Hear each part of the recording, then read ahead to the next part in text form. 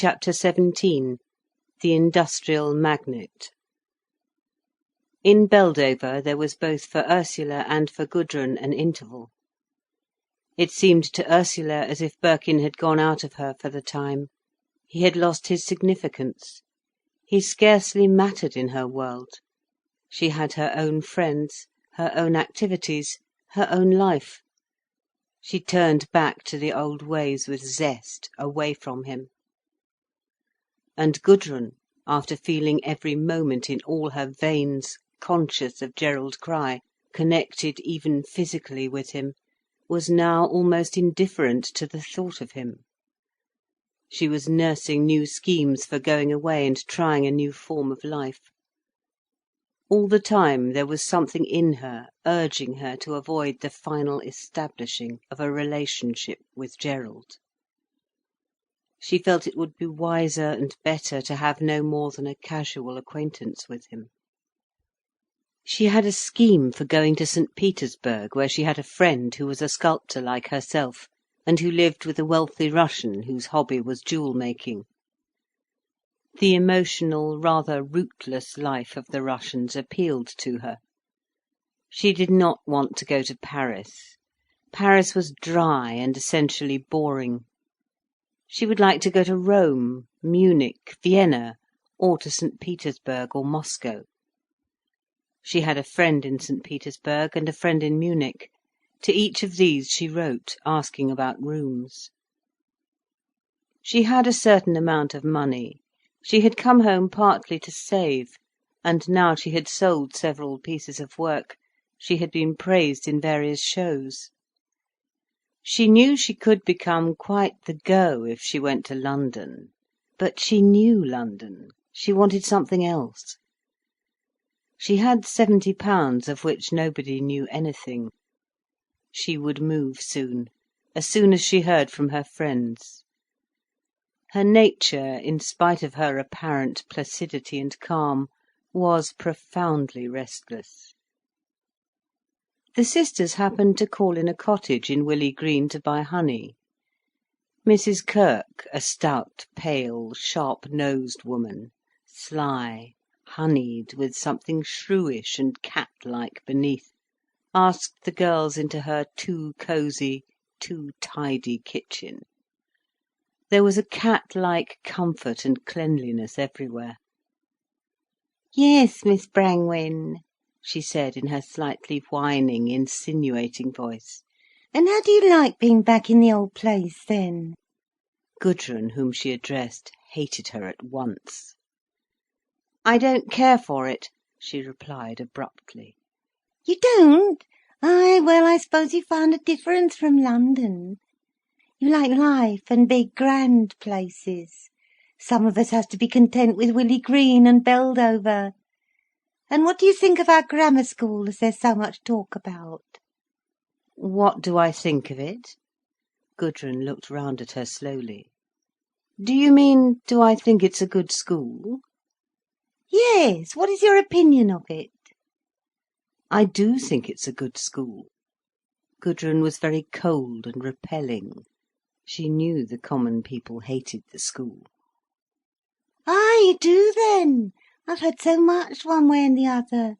It's nice to know what those that's in it feel. But opinions vary, don't they? Mr. Crich up at High Close is all for it. Aye, poor man, I'm afraid he's not long for this world. He's very poorly." "Is he worse?" asked Ursula. "Eh, yes, since they lost Miss Diana, he's gone off to a shadow. Poor man, he's had a world of trouble." "Has he?" asked Gudrun, faintly ironic. "He has a world of trouble, and as nice and kind a gentleman as ever you could wish to meet. His children don't take after him." "I suppose they take after their mother," said Ursula. "In many ways." Mrs. Kirk lowered her voice a little. "She was a proud, haughty lady when she came into these parts. My word, she was that. She mustn't be looked at, and it was worth your life to speak to her." The woman made a dry, sly face. "Did you know her when she was first married?" "Yes, I knew her.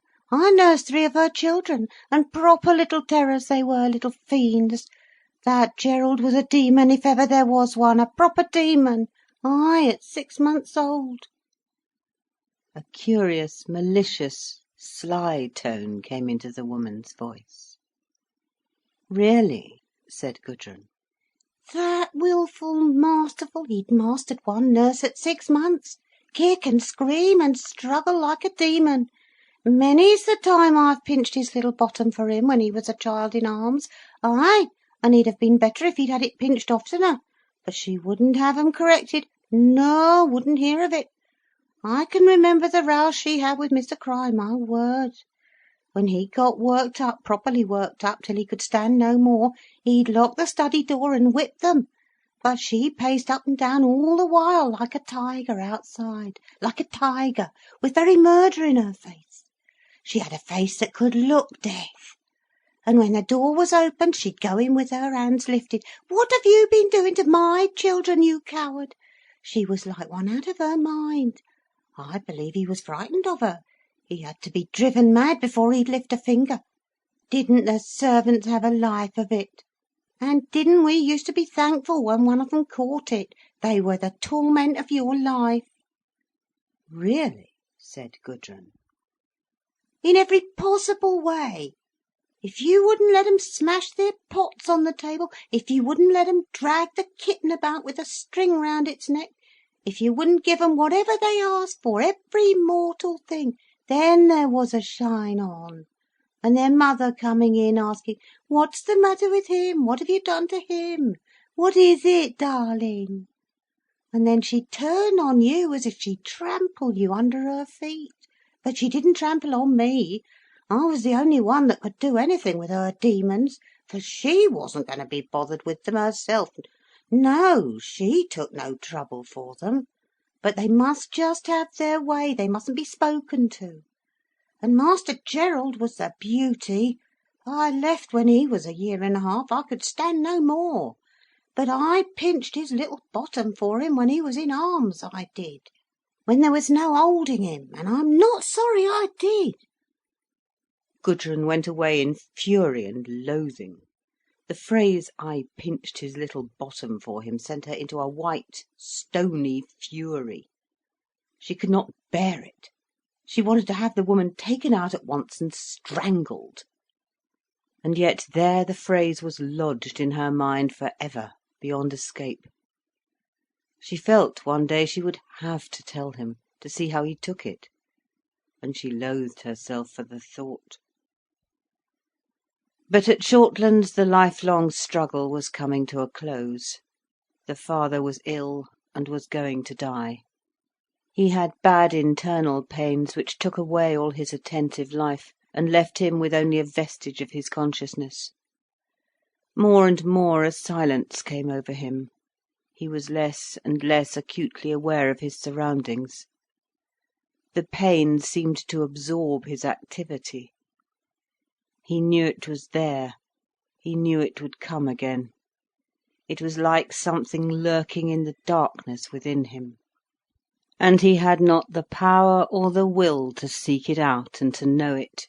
There it remained in the darkness, the great pain tearing him at times and then being silent. And when it tore him he crouched in silent subjection under it. And when it left him alone again he refused to know of it. It was within the darkness, let it remain unknown. So he never admitted it, except in a secret corner of himself, where all his never revealed fears and secrets were accumulated. For the rest he had a pain, it went away, it made no difference. It even stimulated him, excited him. But it gradually absorbed his life. Gradually it drew away all his potentiality, it bled him into the dark. It weaned him of life and drew him away into the darkness. And in this twilight of his life little remained visible to him. The business, his work, that was gone entirely. His public interests had disappeared as if they had never been. Even his family had become extraneous to him. He could only remember in some slight, non-essential part of himself that such and such were his children. But it was historical fact, not vital to him. He had to make an effort to know their relation to him. Even his wife barely existed. She indeed was like the darkness, like the pain within him. By some strange association, the darkness that contained the pain and the darkness that contained his wife were identical. All his thoughts and understandings became blurred and fused, and now his wife and the consuming pain were the same dark secret power against him that he never faced. He never drove the dread out of its lair within him. He only knew that there was a dark place, and something inhabiting this darkness, which issued from time to time and rent him. But he dared not penetrate and drive the beast into the open. He had rather ignore its existence. Only in his vague way, the dread was his wife, the destroyer, and it was the pain, the destruction, a darkness which was one and both. He very rarely saw his wife. She kept her room. Only occasionally she came forth, with her head stretched forward, and in her low, possessed voice she asked him how he was. And he answered her, in the habit of more than 30 years, "Well, I don't think I'm any the worse, dear." But he was frightened of her, underneath this safeguard of habit. Frightened almost to the verge of death. But all his life he had been so constant to his lights, he had never broken down.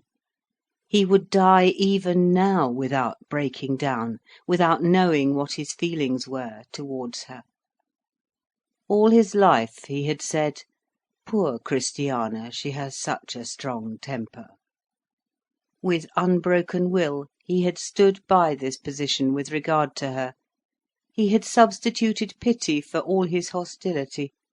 Pity had been his shield and his safeguard, and his infallible weapon. And still, in his consciousness, he was sorry for her. Her nature was so violent and so impatient.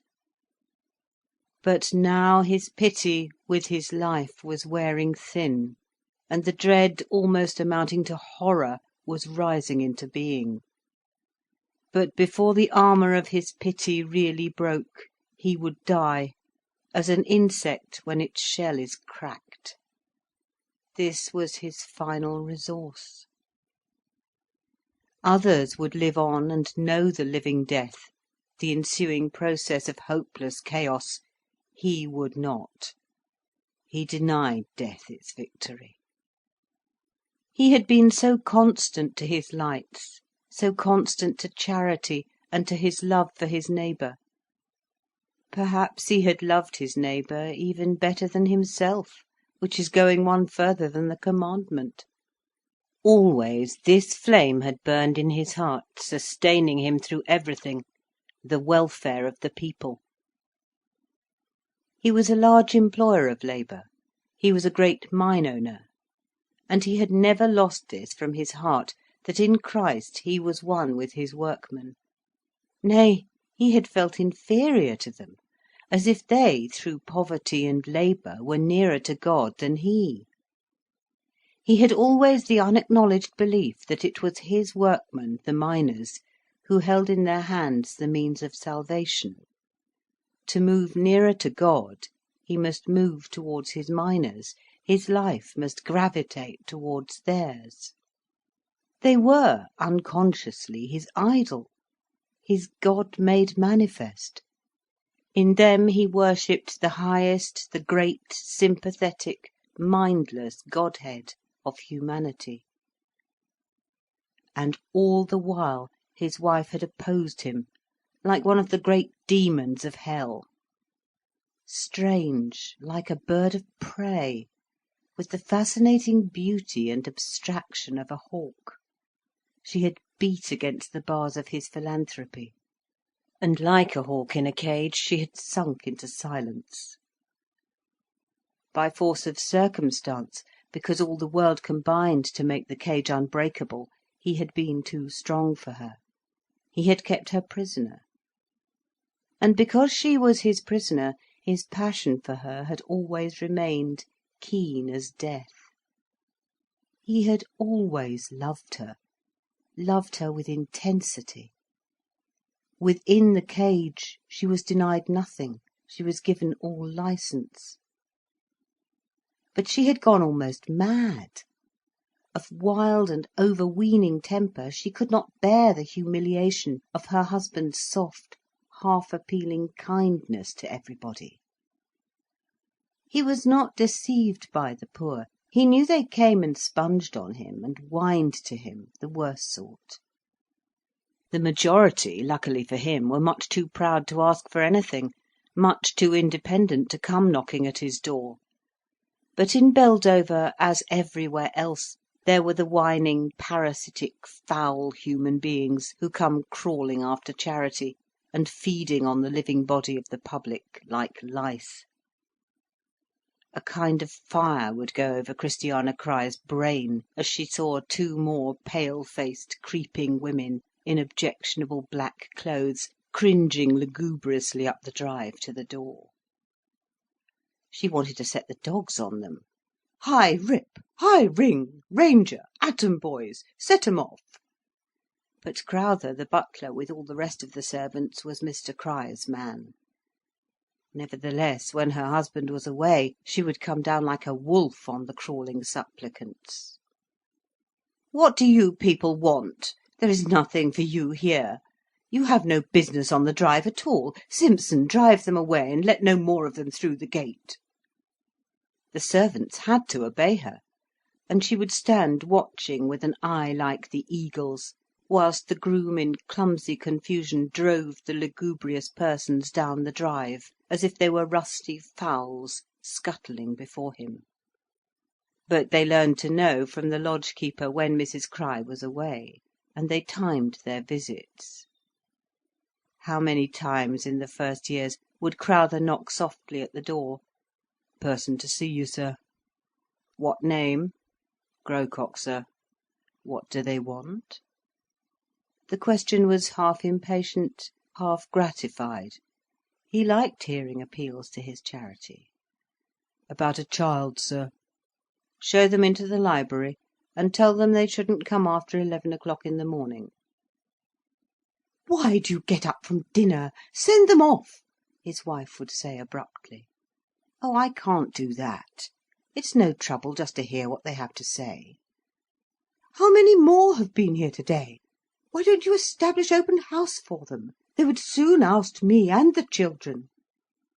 "You know, dear, it doesn't hurt me to hear what they have to say. And if they really are in trouble, well, it is my duty to help them out of it." "It's your duty to invite all the rats in the world to gnaw at your bones." "Come, Christiana, it isn't like that. Don't be uncharitable." But she suddenly swept out of the room and out to the study. There sat the meagre charity-seekers, looking as if they were at the doctor's. "Mr. Cry can't see you. He can't see you at this hour. Do you think he is your property, that you can come whenever you like? You must go away. There is nothing for you here."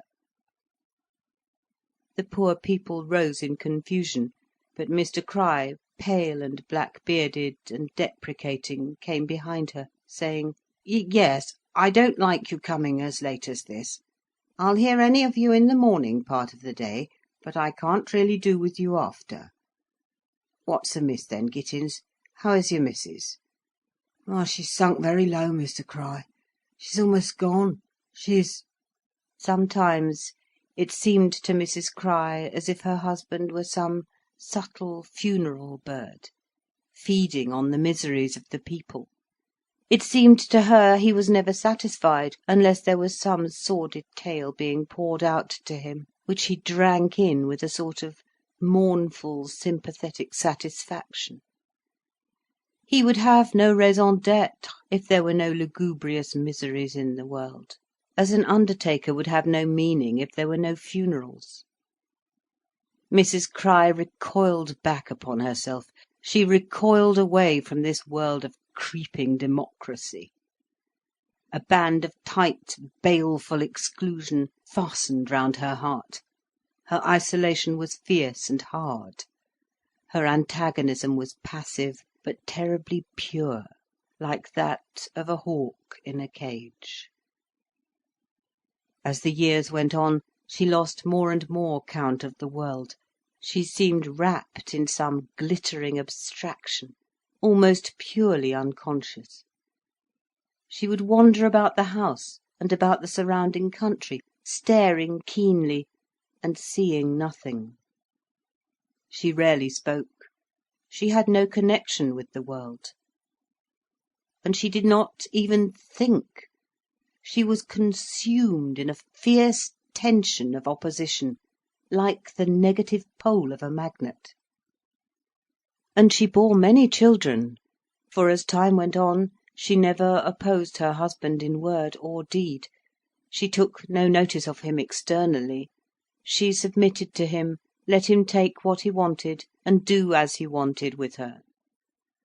She was like a hawk that sullenly submits to everything.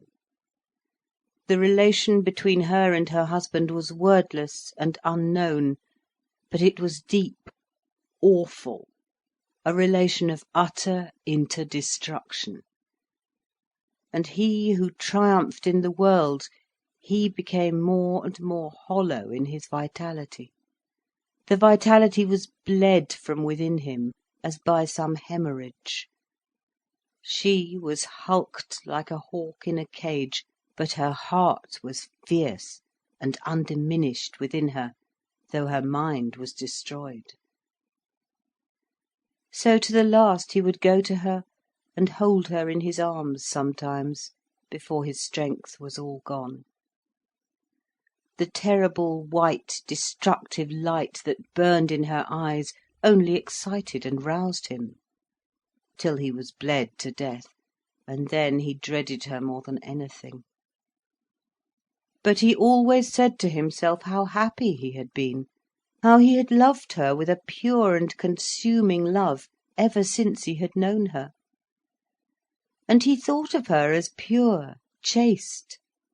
The white flame which was known to him alone, the flame of her sex, was a white flower of snow to his mind. She was a wonderful white snow flower, which he had desired infinitely. And now he was dying, with all his ideas and interpretations intact. They would only collapse when the breath left his body. Till then they would be pure truths for him. Only death would show the perfect completeness of the lie.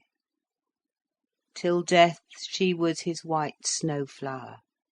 He had subdued her, and her subjugation was to him an infinite chastity in her, a virginity which he could never break, and which dominated him as by a spell.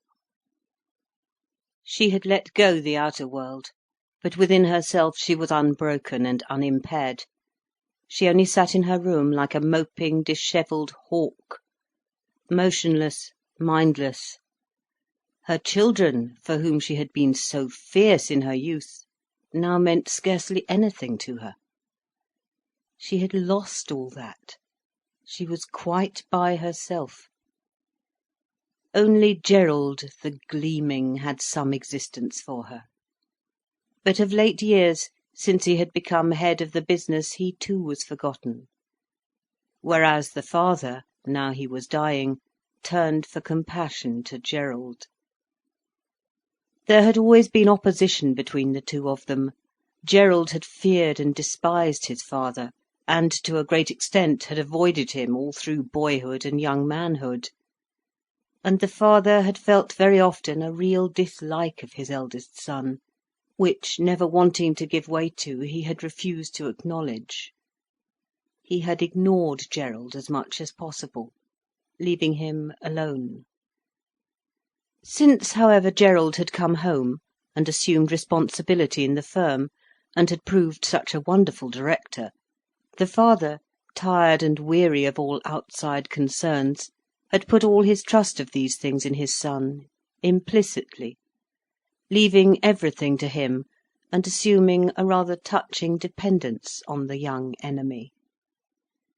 This immediately roused a poignant pity and allegiance in Gerald's heart, always shadowed by contempt and by unadmitted enmity.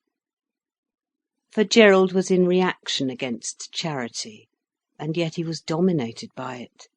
It assumed supremacy in the inner life, and he could not confute it. So he was partly subject to that which his father stood for, but he was in reaction against it. Now he could not save himself.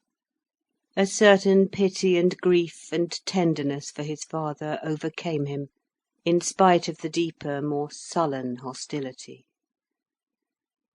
The father won shelter from Gerald through compassion, but for love he had Winifred. She was his youngest child. She was the only one of his children whom he had ever closely loved. And her he loved with all the great, overweening, sheltering love of a dying man. He wanted to shelter her infinitely, infinitely, to wrap her in warmth and love and shelter perfectly. If he could save her, she should never know one pain, one grief, one hurt. He had been so right all his life, so constant in his kindness and his goodness, and this was his last passionate righteousness, his love for the child Winifred. Some things troubled him yet. The world had passed away from him as his strength ebbed. There were no more poor and injured and humble to protect and succour. These were all lost to him. There were no more sons and daughters to trouble him and to weigh on him as an unnatural responsibility. These too had faded out of reality. All these things had fallen out of his hands, and left him free. There remained the covert fear and horror of his wife, as she sat mindless and strange in her room, or as she came forth with slow, prowling step, her head bent forward. But this he put away. Even his lifelong righteousness, however, would not quite deliver him from the inner horror. Still, he could keep it sufficiently at bay. It would never break forth openly. Death would come first. Then there was Winifred. If only he could be sure about her, if only he could be sure. Since the death of Diana and the development of his illness, his craving for surety with regard to Winifred amounted almost to obsession. It was as if, even dying, he must have some anxiety, some responsibility of love, of charity, upon his heart.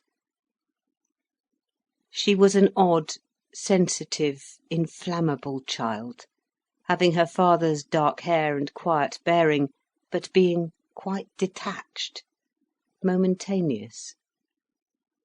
She was like a changeling indeed, as if her feelings did not matter to her really. She often seemed to be talking and playing like the gayest and most childish of children. She was full of the warmest, most delightful affection for a few things, for her father, and for her animals in particular. But if she heard that her beloved kitten Leo had been run over by the motor car, she put her head on one side, and replied, with a faint contraction like resentment on her face, "Has he?" Then she took no more notice. She only disliked the servant who would force bad news on her, and wanted her to be sorry. She wished not to know, and that seemed her chief motive. She avoided her mother and most of the members of her family. She loved her daddy, because he wanted her always to be happy, and because he seemed to become young again, and irresponsible in her presence. She liked Gerald, because he was so self-contained. She loved people who would make life a game for her. She had an amazing instinctive critical faculty, and was a pure anarchist, a pure aristocrat at once. For she accepted her equals wherever she found them, and she ignored with blithe indifference her inferiors, whether they were her brothers and sisters, or whether they were wealthy guests of the house, or whether they were the common people or the servants. She was quite single and by herself, deriving from nobody. It was as if she were cut off from all purpose or continuity, and existed simply moment by moment. The father, as by some strange final illusion, felt as if all his fate depended on his ensuring to Winifred her happiness. She, who could never suffer because she never formed vital connections, she, who could lose the dearest things of her life and be just the same the next day, the whole memory dropped out as if deliberately. She, whose will was so strangely and easily free, anarchistic, almost nihilistic, who, like a soulless bird, flits on its own will, without attachment or responsibility beyond the moment, who in her every motion snapped the threads of serious relationship with blithe, free hands. Really nihilistic, because never troubled, she must be the object of her father's final passionate solicitude. When Mr Crich heard that Gudrun Brangwen might come to help Winifred with her drawing and modelling, he saw a road to salvation for his child. He believed that Winifred had talent.